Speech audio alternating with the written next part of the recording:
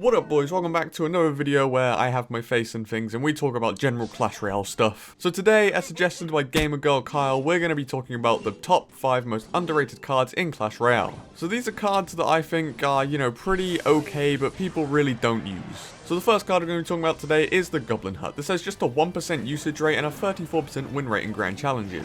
That makes it the 86th most used card in the game, and considering there's only like 91 cards in the game, that's pretty poor. Now why do I think this card is actually okay and not as bad as, having a 1% usage rate? Well, naturally it stops a ton of win conditions on defense. Just being like a physical building in the middle of an arena means that it has a high HP pool and can also spawn DPS from spear goblins to take out win conditions. Even if you don't use it on defense, it deals pretty good chip damage. If left alone, it'll deal 737 damage for just 5 elixir. That's like not bad damage, and you get a building in the middle of your arena. It technically gives you 11 spear goblins and a building for that 5 elixir. These spear goblins alone are worth 7.4 elixir, so you're automatically gaining. Of course, you don't get to choose the timing and placement, but you do get a free building, so it's pretty much value. It's an investment play as well. If you put it in the middle, your opponent now has to attack. However, they can't really attack you because they'll have to attack into this Goblin Hut. And that sucks because it's a spawner that has a large pull range. This means it's very difficult to actually push into it. My final point for it is that it's poison and fireball bait. This means that it pairs well with things like barbarians and graveyard. That's because your opponent uses a spell on that and frees up your other cards to be used. This is like incredibly important for graveyard decks especially because they pretty much just die if your opponent has a poison spell. So stacking huts and forcing your opponent to poison them means that you can now go in with graveyard. Our next card are Royal Recruits, which also have a 1% usage rate, although have a 41% win rate. It's better than the Goblin Hut, but it's still pretty trash. I believe they really have more potential than are actually shown by those stats though. They can never be punished because they split across the entire arena. So if you invest them in the back, you're spending that 7 elixir but can't be punished. An investment's biggest weakness is to be punished, so a 7 elixir investment that can't be punished is pretty good. They naturally allow you to just defend both lanes, so there's no real weak lane when you put them down. They have a shield as well, which makes them super useful against high damage targets like P.E.K.K.A.s. They'll stop like most pushers, especially if they leak into both lanes. One of the best things about recruits is actually having a punish play. This means if your opponent invests in the right lane, you can punish left lane, and then your opponent has to defend in the left lane. Now they have a push on the right lane and the left lane to which you can royal recruit. That just helps you get even more value with this card, and then you can actually counter attack if they survive. Even when left alone, they do pretty good damage because they're rather tanky. And then, as we discussed, paired with like literally anything else, they do immense damage.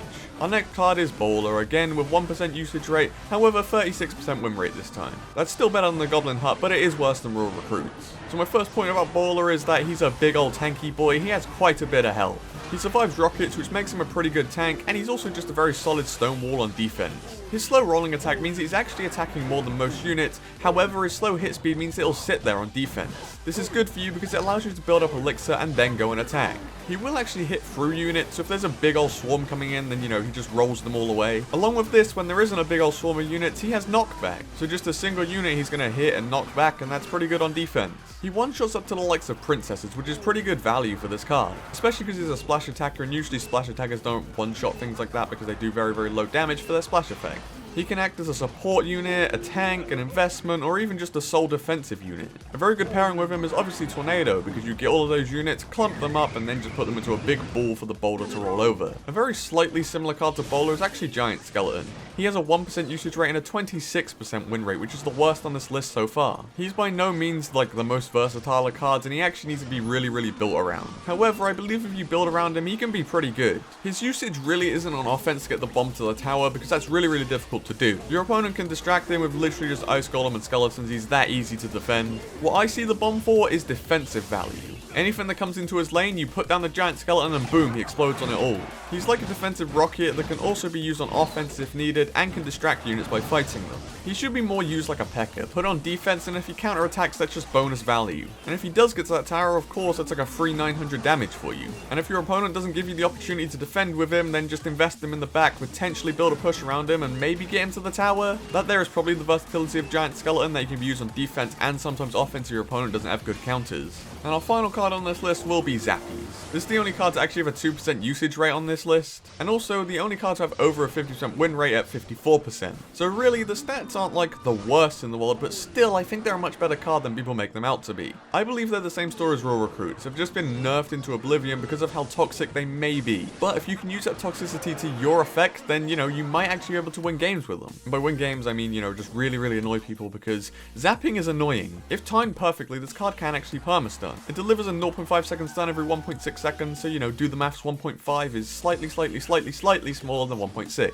However, you do need to time that perfectly, which is probably not going to happen because there's no way to actually time it. But in theory, that stun provided is pretty good when you think about it. Despite being 3 units, you want them all to target the same one. This is because then that one unit is getting zapped by 3 different things, and it's almost perma-stunning like a lot of elixir from your opponent if it's just a big 1 unit. Talking of big 1 units that cost a lot of elixir, zappies can almost shut down a golem. Again, this is due to their perma-stun effect, so if you use zappies on a golem, you've just gained 4 elixir and have these zappies attacking. That's pretty mad value. Obviously, it's a very niche example because there are a lot more cards in the game than just golem, but zappies do it against a lot of units.